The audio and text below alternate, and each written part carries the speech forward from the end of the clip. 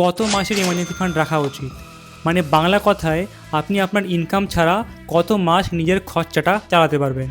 তো আজকে আমরা বেসিক কিছু ক্যালকুলেশন করে সেটাই দেখে নেব। অনেকেই টাকা তো সেভ করে কিন্তু ইমার্জেন্সি ফান্ডের জন্য টাকা রাখে না। তাহলে একবারও ভেবে দেখেছেন, যদি হঠাৎ করে কোনো মেডিকেল এমার্জেন্সি হয় অথবা চাকরি চলে যায়, তখন আপনাকে নয় কোনো বড় অ্যামাউন্টে লোন নিতে হবে অথবা আপনার যে ইনভেস্টমেন্টটা আছে ওটা ভাঙতে হবে। তাই ইমার্জেন্সি ফান্ড রাখা অথবা কত মাসের জন্য রাখতে হবে সেটা জানা দুটোই কিন্তু খুবই দরকার।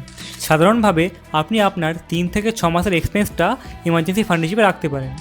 মানে ধরুন আপনার যদি প্রয়োজনীয় খরচা 20,000 টাকা হয়, তাহলে আপনি যদি 3 মাসে রাখতে চান তাহলে 20 × 3 মানে আপনাকে রাখতে হবে 60,000 টাকা।